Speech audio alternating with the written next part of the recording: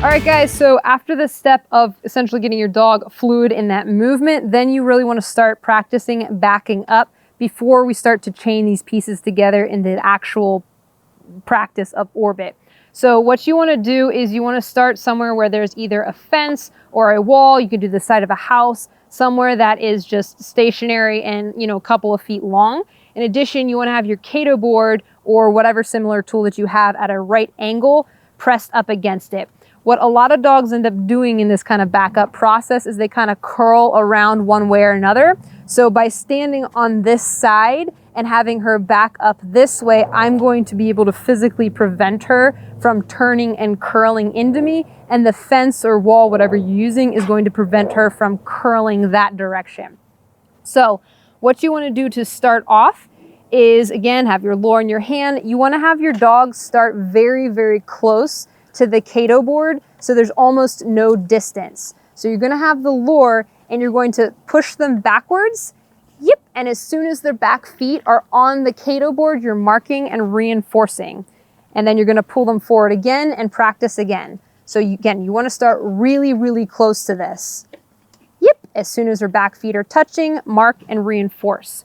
Again, a lot of dogs really struggle with this, so you don't want to start a foot away, you don't want to start 2 feet away.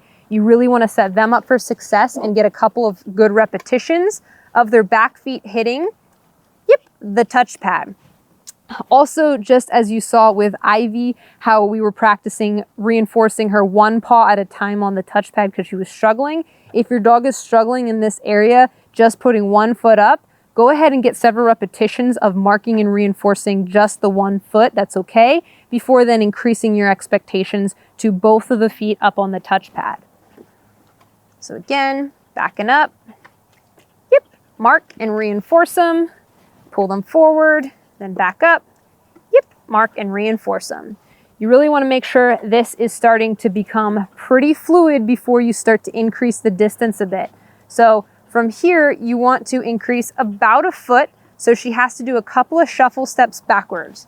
And as you see, she turned her body a little bit, so I used my knee. Yep, I used my knee to kind of block her from curling away.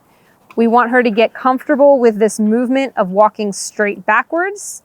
Yep, and get, again, a lot of repetitions of this. Yep, you can see she still curls a little bit. Again, that's okay, not the end of the world, but the more practice you can get, yep, going straight, the better it's going to be. So if you need to use like your hand, your knee, or whatever to help aid them from doing that curl, that's fine. If you're noticing your dog is sitting often, really pay attention to where your lure is, because as you can see, my lure is higher. But if I want her to stand, I'm going to lower that, and then I'm going to slowly go backwards. Yep, very nice, girl. Very nice. And then reinforce her for that. And then go backwards. Yep. Again, a little crooked. I use my knee. So for this, I'm going to make sure that she's as straight as possible before then asking her to back up. So again, she's sitting, lure hand down, back up. Yep, very good. The other thing that a lot of dogs do is sometimes they will lay down. So again, use kind of specific things to get them to stand back up. So if your dog lays down, you can actually take your hand and lightly touch their belly and encourage them to go backwards, yep, a couple of times. Having that additional support of your hand on their belly or chest or whatever can help them. You do want to fade that process pretty quickly, but that can look like, so if she's sitting, that can look like helping physically the whole time, yep, getting a bunch of repetitions of that. And then next, I can be fading my hand, so have it low, yep.